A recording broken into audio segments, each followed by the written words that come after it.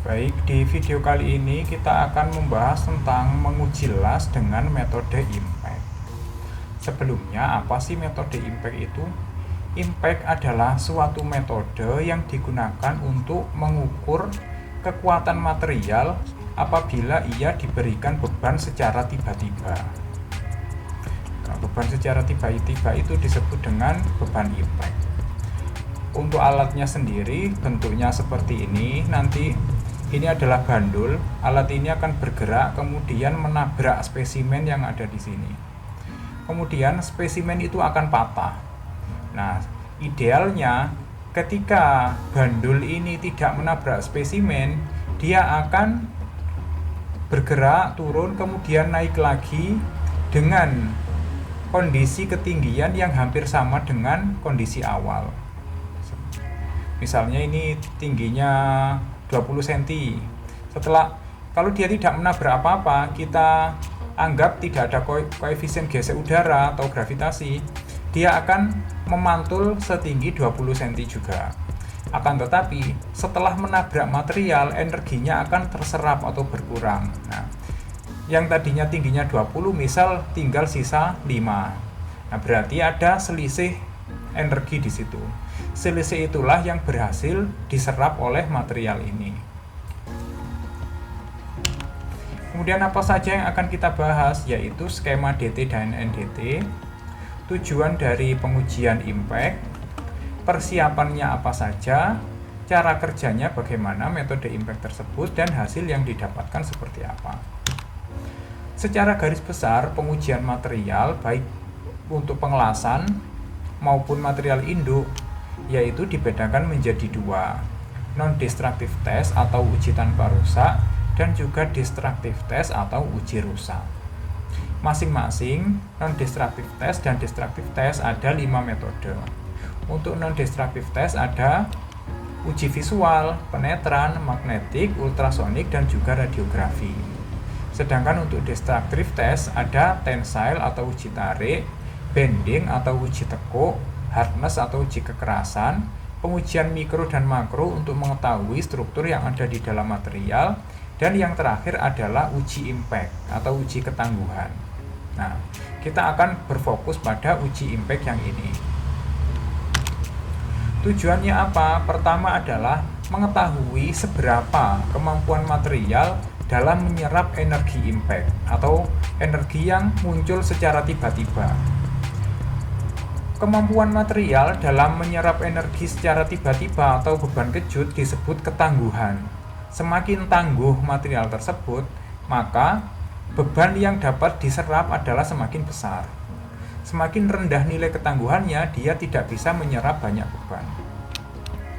Kemudian menganalisis kegagalan, yaitu ulet atau getas material tersebut.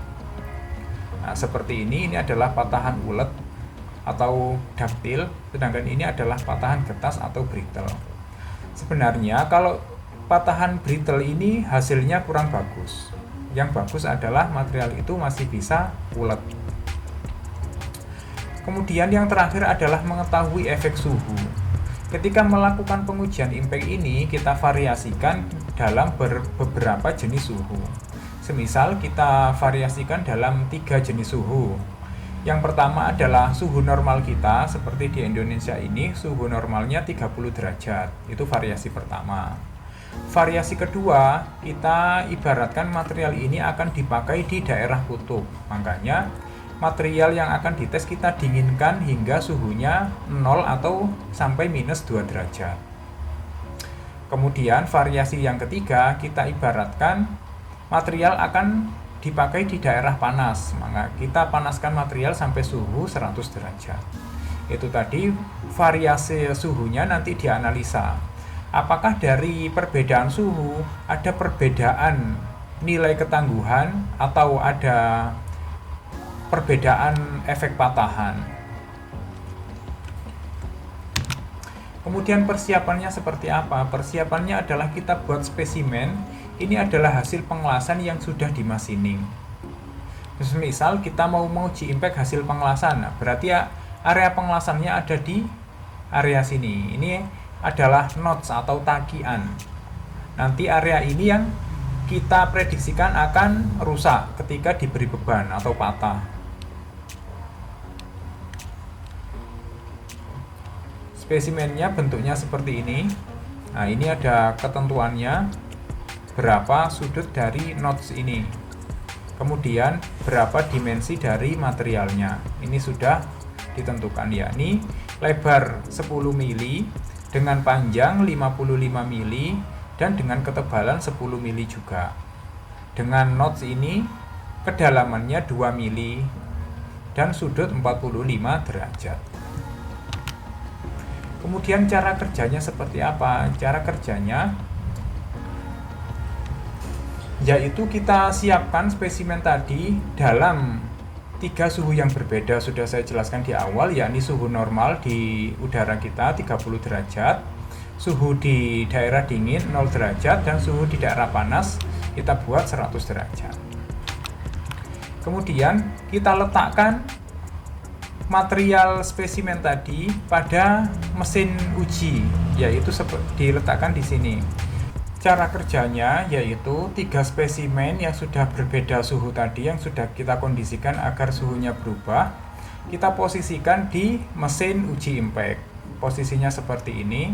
Nah, nanti di sini akan ditabrak oleh bandul atau hammer di sini menyebutnya. Hammer ini kemudian setelah ditabrak atau diberikan gaya di sini, maka spesimen ini akan patah. Nah, seperti itu cara kerjanya.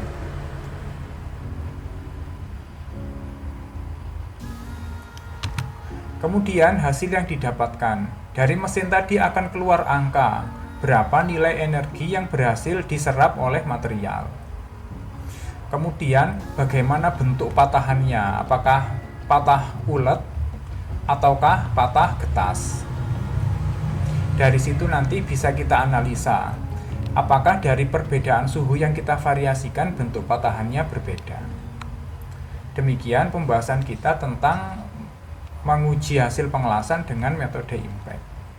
Jika kalian masih ada pertanyaan, silahkan tulis di kolom komentar. Terima kasih.